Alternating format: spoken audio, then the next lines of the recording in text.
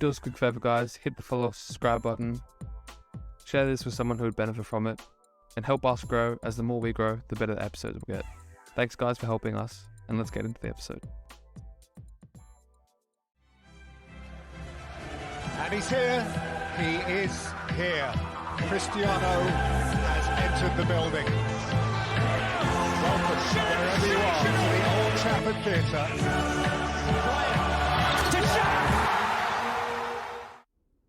Welcome back to today's episode, guys. We are going through Oprah Winfrey and her speech at Harvard. Now, I don't know too much about Oprah. She's a very famous name. I believe that she's had quite an amazing come up. And I know she's very generous with her money. And that's all I kind of know about Oprah, honestly. So I'm interested to hear what she's got to say, because to me, she's just a TV host who's very generous. So I'm going to be interested to hear what she's going to say. Obviously, there's some value if she's speaking to Harvard graduates. So with that being said, let's get right into it.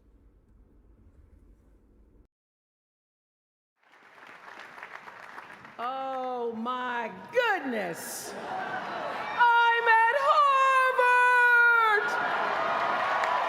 Wow!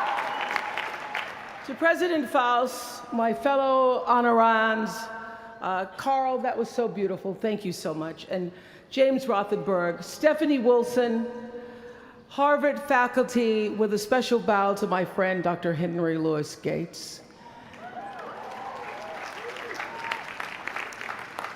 All of you alumni, with a special bow to the class of '88 and your $115 million.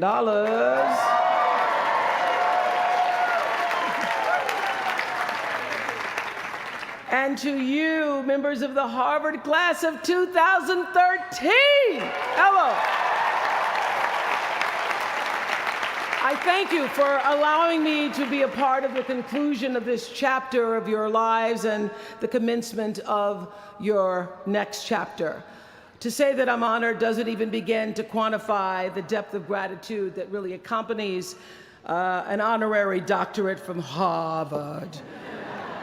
Not too many little girls from rural Mississippi have made it all the way here to Cambridge, and I can tell you that I consider today, as I sat on the stage this morning, getting teary for you all and then teary for myself, I consider today a defining milestone in a very long and a blessed journey. My one hope today is that I can be a source of some inspiration. I'm going to address my remarks to anybody who's ever felt inferior or felt disadvantaged, felt screwed by life. This is a speech for the quad.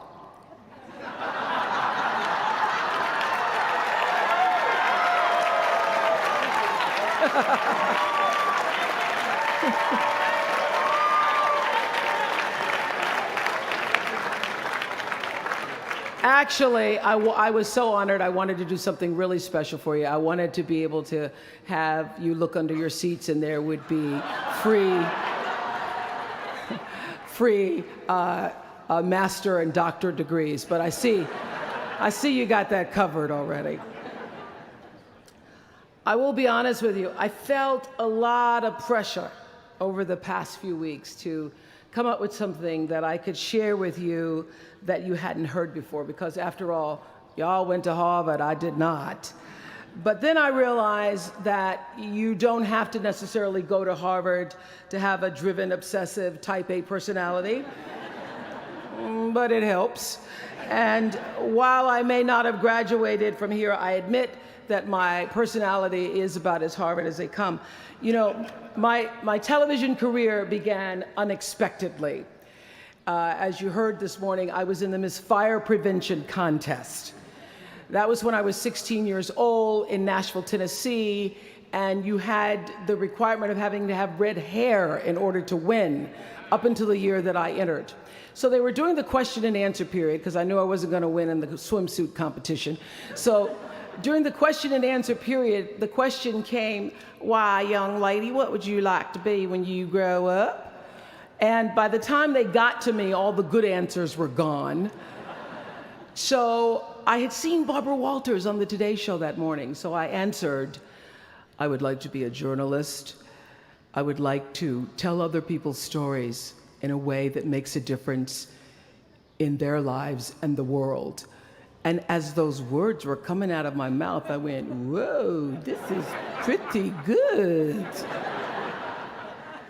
I would like to be a journalist. I want to make a difference. Well, I was on television by the time I was 19 years old. And in 1986, I launched my own television show with a relentless determination to succeed. At first, I was nervous about the competition, and then I became my own competition, raising the bar every year, pushing myself as hard as I knew. Sound familiar to anybody here? Eventually, we did make it to the top, and we stayed there for 25 years. The Oprah Winfrey Show was #1 in our time slot for 21 years. And I have to tell you, I became pretty comfortable with that level of success. But a few years ago, I decided, as you will at some point, that it was time to recalculate, find new territory, break new ground. So I ended the show and launched OWN, the Oprah Winfrey Network. The initials just worked out for me. So 1 year later, after launching OWN, nearly every media outlet had proclaimed that my new venture was a flop. Not just a flop, but a big, bold flop, they call it. I can still remember the day I opened up USA Today and read the headline, "Oprah not quite standing on her own." I mean, really, USA Today, now that's the nice newspaper. It really was, this time last year, the worst period in my professional life. I was stressed and I was frustrated, and quite frankly, I was embarrassed. It was right around that time that President Faust called and asked me to speak here, and I thought, you want me to speak to Harvard graduates? What could I possibly say to Harvard graduates, some of the most successful graduates in the world, in the very moment when I had stopped succeeding? So I got off the phone with President Faust, and I went to the shower. It was either that or a bag of Oreos. So I chose the shower. And I was in the shower a long time, and as I was in the shower, the words of an old hymn came to me. You may not know it. It's by and by, when the morning comes. And I started thinking about when the morning might come, because at the time I thought I was stuck in a hole. And the words came to me, trouble don't last always, from that hymn. This too shall pass. And I thought, as I got out of the shower, I am going to turn this thing around, and I will be better for it. And when I do, I'm going to go to Harvard, and I'm going to speak the truth of it. So I'm here today to tell you, I have turned that network around.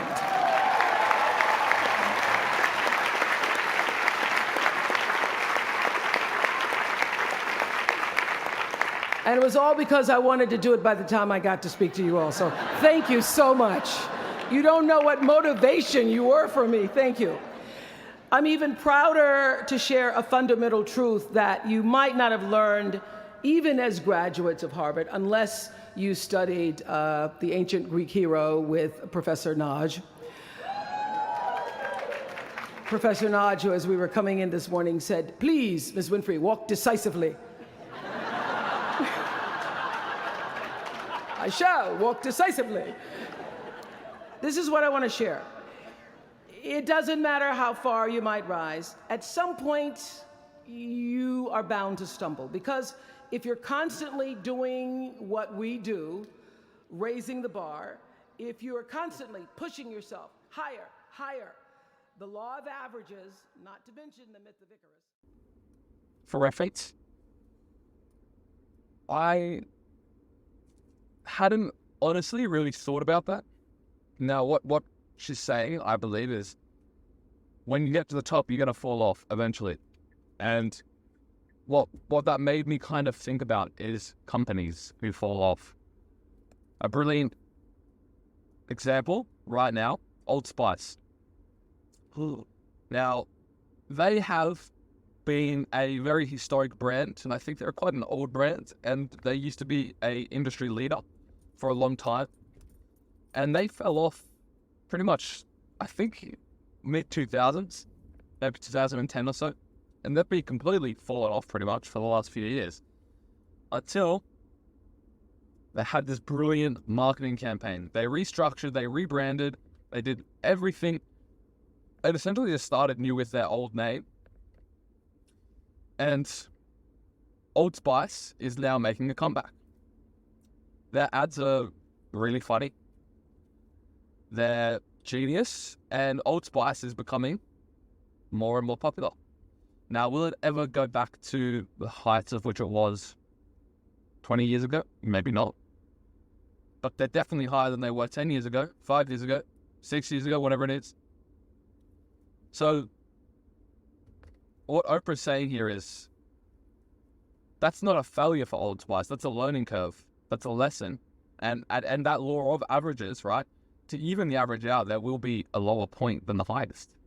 So, that's just statistically correct. Now, if you lean into that, then you're going to have more lows than highs, and then your average will be a negative. Oprah's saying keep that average, rework that, evolve and adapt. I think that's a pretty self-explanatory kind of thing there, and I like the way that she's thinking. Predicts that you will at some point fall. And when you do, I want you to know this, remember this, there is no such thing as failure. Failure is just life trying to move us in another direction. Now, when you're down there in the hole, it looks like failure. So this past year, I had to spoon feed those words to myself. And when you're down in the hole, when that moment comes, it's really okay to feel bad for a little while. Give yourself time to mourn what you think you may have lost. But then, here's the key. Learn from every mistake, because every experience, encounter, and particularly your mistakes are there to teach you and force you into being more of who you are. And then figure out what is the next right move. And the key to life is to develop an internal, moral, emotional GPS that can tell you which way to go. Because now and forevermore, when you Google yourself, your search results will read, Harvard 2013. And in a very competitive world, that really is a calling card, because I can tell you, as one who employs a lot of people, when I see Harvard, I sit up a little straight and say, where is he or she? Bring them in.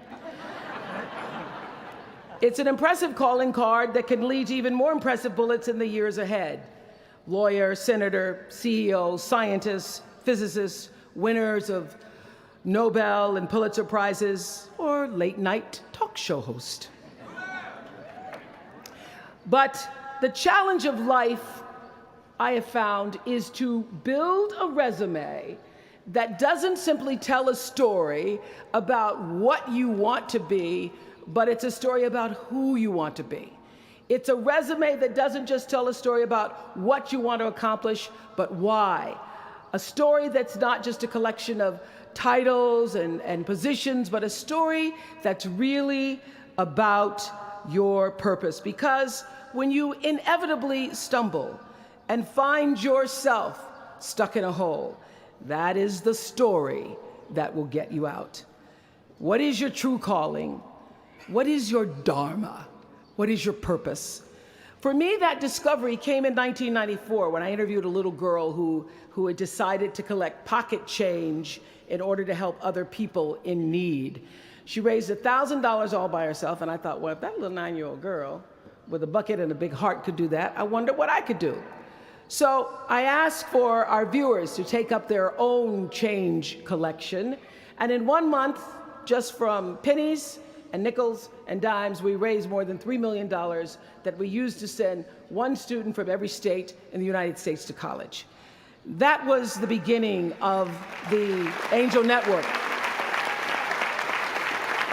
And so what I did was I simply asked our viewers, do what you can wherever you are, from wherever you sit in life. Give me your time or your talent, your money if you have it, and they did. Extend yourself in kindness to other human beings wherever you can. And together we built 55 schools in 12 different countries and restored nearly 300 homes that were devastated by Hurricanes Rita and Katrina. So the Angel Network, I've been on the air for a long time, but it was the Angel Network that actually focused my internal GPS. It helped me to decide that I wasn't just gonna be on TV every day, but that the goal of my shows, my interviews, my business, my philanthropy, all of it, whatever ventures I might pursue, would be to make clear that what unites us is ultimately far more redeeming and compelling than anything that separates me. Because what had become clear to me, and I want you to know, it isn't always clear in the beginning, because as I said, I'd been on television since I was 19 years old. But around 94, I got really clear. So don't expect the clarity to come all at once, to know your purpose right away. But what became clear to me was that I was here on earth to use television and not be used by it, to use television to illuminate the transcendent power of our better angels. So this Angel Network, it didn't just change the lives of those who were helped, but the lives of those who also did the helping. It reminded us that no matter who we are, or what we look like, or what we may believe, it is both possible and, more importantly, it becomes powerful to come together in common purpose and common effort. I saw something on the Bill Maher show recently that so reminded me of this point. It was an interview with David and Francine Wheeler. They lost their 7-year-old son, Ben, in the Sandy Hook tragedy. And even though gun safety legislation to strengthen background checks had just been voted down in Congress at the time that they were doing this interview, they talked about how they refused to be discouraged. Francine said this. She said, "Our hearts are broken, but our spirits are not.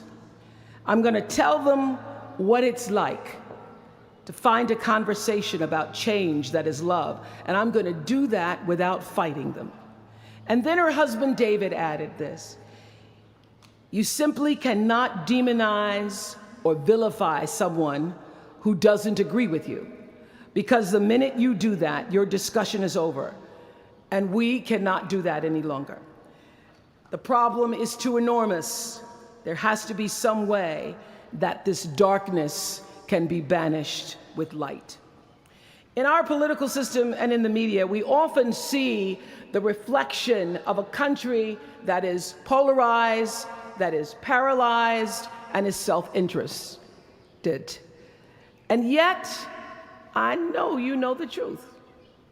We all know that we are better than the cynicism and the pessimism that is regurgitated throughout Washington and the 24-hour cable news cycle. Not my channel, by the way. We understand that the vast majority of people in this country believe in stronger background checks because they realize that we can uphold the Second Amendment and also reduce the violence that is robbing us of our children. They don't have to be incompatible.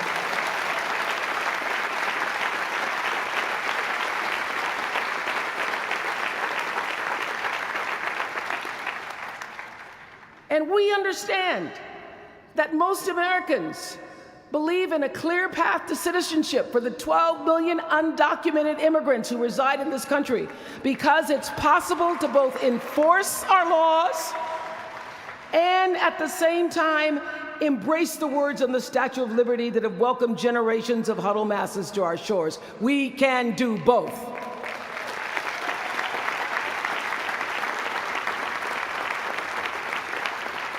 And we understand, I know you do because you went to Harvard, that people from both parties and no party believe that indigent mothers and families should have access to healthy food and a roof over their heads and a strong public education.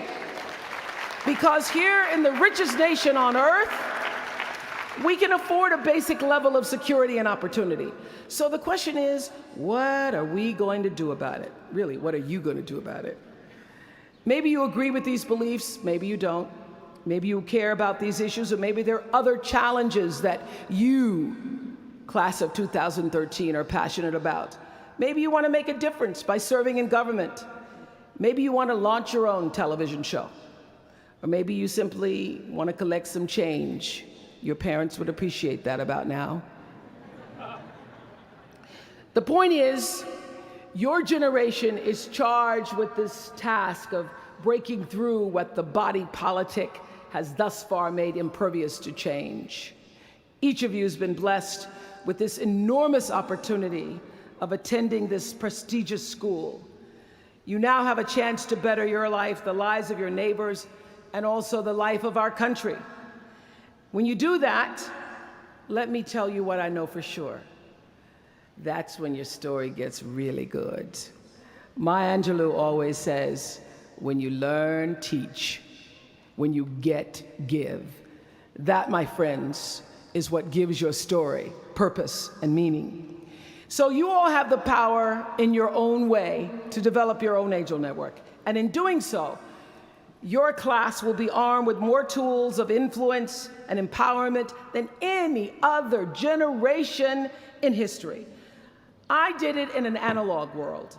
I was blessed with a platform that at its height reached nearly 20 million viewers a day. Now here in a world of Twitter and Facebook and YouTube and Tumblr, you can reach billions in just seconds. You're the generation that rejected predictions about your detachment and your disengagement by showing up to vote in record numbers in 2008. And when the pundits said, they talked about you, they said you'd be too disappointed, you'd be too dejected to repeat that same kind of turnout in the 2012 election, and you proved them wrong by showing up in even greater numbers. That's who you are. This generation, your generation, I know, has developed a finely honed radar for BS. Can you say BS at Harvard? The spin and phoniness and artificial nastiness that saturates so much of our national debate. I know you all understand better than most that real progress requires an authentic way of being, honesty, and above all, empathy. I have to say that the single most important lesson I learned in 25 years talking every single day to people was that there is a common denominator in our human experience. Most of us, I tell you, we don't want to be divided. What we want, the common denominator that I found in every single interview, is we want to be validated. We want to be understood. I've done over 35,000 interviews in my career. And as soon as that camera shuts off, everyone always turns to me and inevitably in their own way asks this question: was that okay? I heard it from President Bush. I heard it from President Obama. I've heard it from heroes and from housewives. I've heard it from victims and perpetrators of crimes. I even heard it from Beyonce and all of her Beyonce-ness. She finishes performing, hands me the microphone and says, "Was that okay?" Friends and family, yours, enemies, strangers, in every argument, in every encounter, every exchange, I will tell you, they all want to know one thing. Was that okay? Did you hear me? Do you see me? Did what I say mean anything to you? And even though this is the college where Facebook was born, my hope is that you will try to go out and have more face-to-face conversations with people you may disagree with.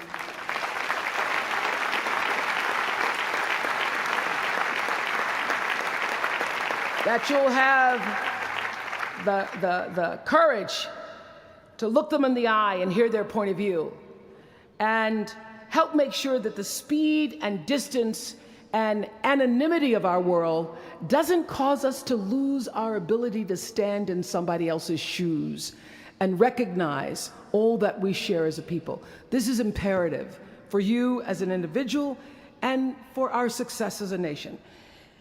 There has to be some way that this darkness can be banished with light.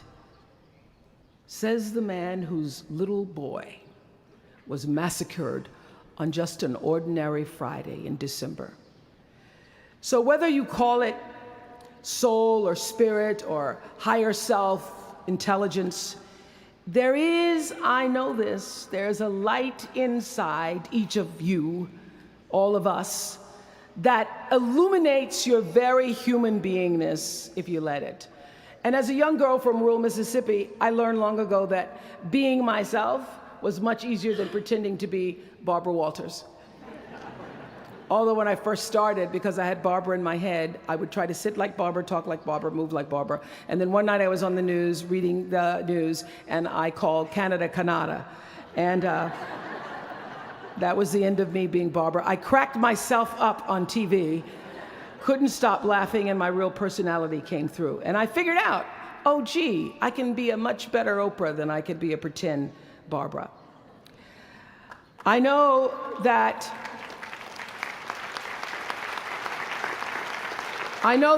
you all might have a little anxiety now and hesitation about leaving the comfort of college and putting those Harvard credentials to the test.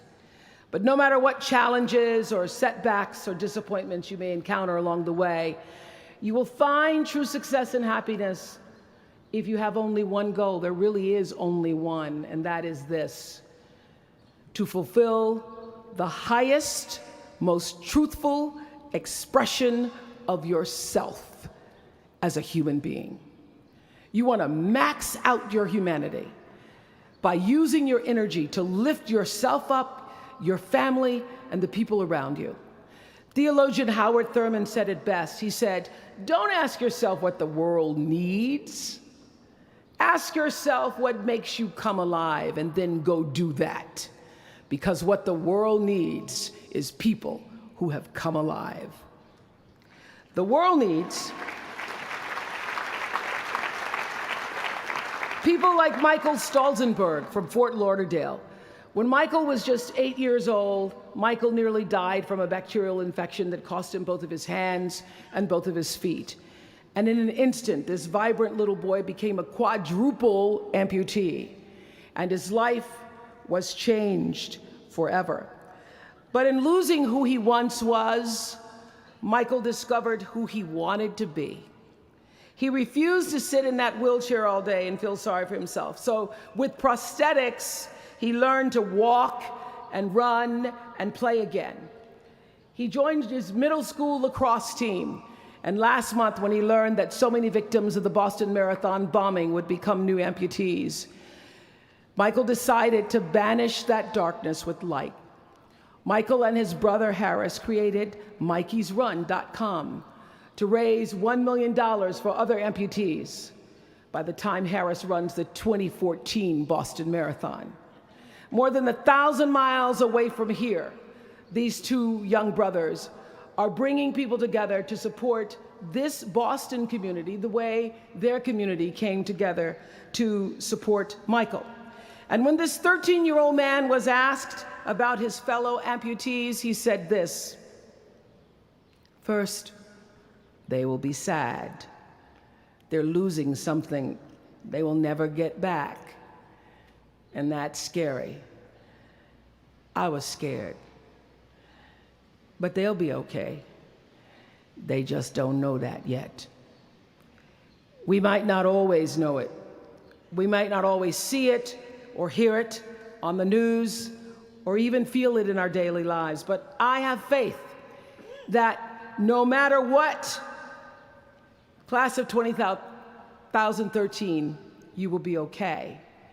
And you will make sure our country is okay. I have faith because of that 9-year-old girl who went out and collected the change.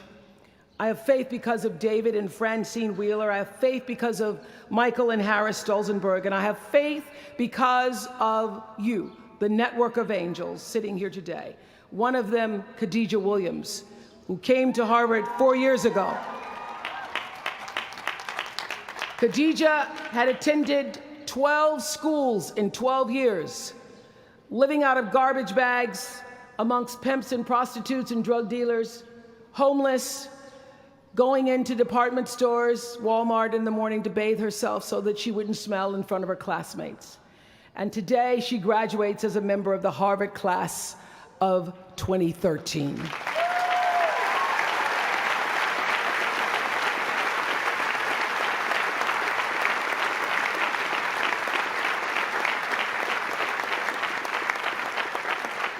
From time to time, you may stumble, fall. You will for sure count on this. No doubt. You will have questions and you will have doubts about your path. But I know this, if you're willing to listen, to be guided by that still small voice that is the GPS within yourself, to find out what makes you come alive, you will be more than okay. You will be happy, you will be successful, and you will make a difference in the world. Congratulations, class of 2013. Congratulations to your family and friends. Good luck, and thank you for listening. Is that okay?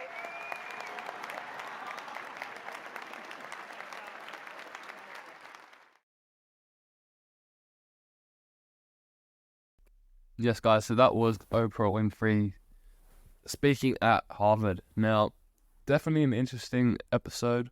As I've said, I honestly didn't really expect, or have high expectations for this. It was interesting because I didn't know too much about Oprah, and with full honesty, I still don't. But it was very good to hear her and her wisdom. Of course, when you listen to anyone, there's always going to be a good insight. No matter where they've come from, no matter who they are, it's just interesting to hear other people's perspectives. And that's kind of what this episode was about. So I hope that you could hear something from someone who is successful and hear their wisdom and see what they've got to say to a bunch of very, very successful up-and-coming people as well, just like it is at Harvard. So I hope you enjoyed that one, and I will catch you on the next episode.